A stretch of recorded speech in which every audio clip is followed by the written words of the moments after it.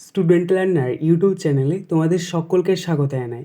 আজ আমাদের আলোচ্য বিষয় প্রথম শ্রেণীর বাংলা বিষয়ের থার্ড সামারেটিভ এক্সাম অর্থাৎ তৃতীয় পর্যায়ক্রমিক মূল্যায়নের একটা উত্তর সহ নমুনা প্রশ্নপত্র নিয়ে। ফুল মার্কস তোমাদের থাকবে 30, সময় থাকবে 1 ঘন্টা। প্রশ্নপত্রটা তোমাদের সেট নাম্বার 2। সরাসরি স্ক্রিনে তোমরা উত্তর সহ নমুনা প্রশ্নপত্রটা দেখতে পাচ্ছ। 1. সঠিক উত্তরটির মাথায় টিক চিহ্ন দাও। 1 × 5 = 5। ক. পাশে দাঁড়িয়ে আছে বাবা কালুদা না ভুলুদা? সঠিক উত্তর হবে কালুদা। খ. সামনের মাঠে চলছে হকি, কাবাডি না ফুটবল খেলা? সঠিক উত্তর হবে ফুটবল। গ. মাটির নিচে গাছের থাকে শিকড়, কাণ্ড না পাতা? সঠিক উত্তর হবে শিকড়। ঘ.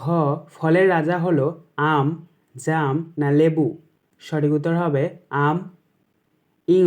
নুরু খুব ভালোবাসতো নাচ, গান না আবৃত্তি? সঠিক উত্তর হবে গান। 2. বর্ণগুলো ঠিকমতো সাজিয়ে শব্দ গঠন করো। 1 × 6 = 6। দেখো এখানে তোমাদেরকে কতগুলো এলোমেলো বর্ণ দিয়ে দেওয়া হয়েছে, সেগুলোকে তোমাদেরকে সাজিয়ে অর্থপূর্ণ শব্দ তৈরি করতে হবে।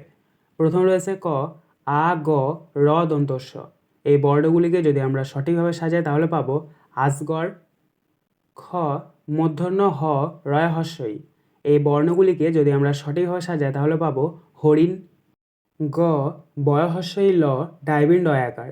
এই বর্ণগুলিকে যদি আমরা সঠিকভাবে সাজাই তাহলে পাবো বিড়াল। ঘ, প লয়াকার গয়ৌকার। এই বর্ণগুলিকে যদি আমরা সঠিকভাবে সাজাই তাহলে পাবো গোপাল।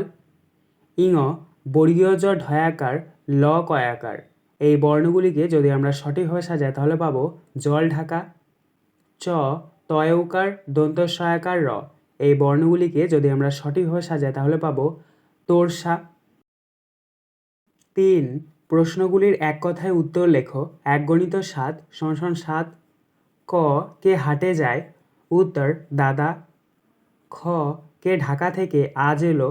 উত্তর আশা দাদা। গ, কার 3 দিন কাশি? উত্তর রানী দিদির। ঘ, কে শালমুড়ি দিয়ে শুয়ে আছে? উত্তর গুপি। ইঙ, কে খাতা হাতে যায়? উত্তর মামা। চ, জাতীয় পশুর নাম কি? উত্তর বাঘ। ছ, কত বছর পর নুরু ঘরে ফিরে এলেন? উত্তর 3 বছর পর। 4. বাক্য রচনা করো। 2 × 3 = 6। ক, শরৎ। শরৎ দিয়ে তোমরা বাক্য রচনা লিখবে শরৎকালে কাশফুল দেখা যায়। খ, পৃথিবী। পৃথিবী দিয়ে তোমরা বাক্য রচনা লিখবে আমরা এই সুন্দর পৃথিবীতে বাস করি। গ, নৌকা। নৌকা দিয়ে তোমরা বাক্য রচনা লিখবে নৌকা করে জেলেরা মাছ ধরে। 5. পাখিদের খুঁজে বের করে লেখো। 1 × 6 = 6। দেখো এখানে তোমাদেরকে একটা ছক দিয়ে দেওয়া হয়েছে। এই ছকের মধ্যে কতগুলো অক্ষর রয়েছে, সেগুলোর মধ্যে তোমাদেরকে পাখির নামগুলো খুঁজতে হবে। তো তোমরা কীভাবে খুঁজবে? ভালো করে দেখে নাও, যে যে অক্ষরগুলো রয়েছে সেগুলোকে সাজিয়ে তোমাদেরকে কী করতে হবে? পাখির নাম খুঁজতে হবে। পাশে দেখো ক, খ, গ, ঘ, ইঙ, চ কতগুলো ড্যাশ পূরণ রয়েছে, সেগুলোতে তোমাদেরকে পাখির নামগুলো লিখতে হবে। তাহলে দেখো প্রথমটা যদি আমরা দেখি ম অন্তে স্তয় দীর্ঘ র, ময়ূর। এটা একটা পাখির নাম, তাহলে এটা আমরা প্রথমটাতে লিখব ম অন্তে স্তয় দীর্ঘ র ময়ূর।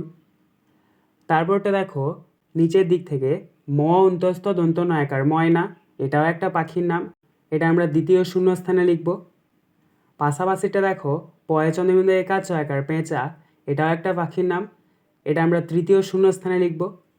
এবং ওপরটা দেখো ময়ূরের পর তালবর সয়াকার লয় হস্যই ক শালিক।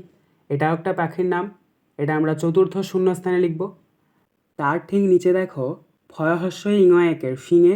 এটাও একটা পাখির নাম, তো এটা আমরা পঞ্চম শূন্যস্থানে লিখব। এবং সবশেষে দেখো নিচের দিক করে কয়কার কয় হস্যই ল কোকিল। এটাও একটা পাখির নাম, এটা আমরা ষষ্ঠ শূন্যস্থানে বসাবো। আজকের আলোচনা পর্বটি এখানেই শেষ হলো। আশা করি ভিডিওটি তোমাদের ভালো লেগেছে। যদি ভালো লাগে একটা করে লাইক করে দিও। সবশেষে তোমাদের কাছে একটাই অনুরোধ, যারা এখনও পর্যন্ত আমাদের চ্যানেলটিকে সাবস্ক্রাইব করে উঠতে পারোনি তারা চ্যানেলটিকে সাবস্ক্রাইব করে পাশে থাকা নোটিফিকেশন বেলকে অল প্রেস করে নিও এই ধরনের নতুন নতুন ভিডিও পাওয়ার জন্য। ধন্যবাদ।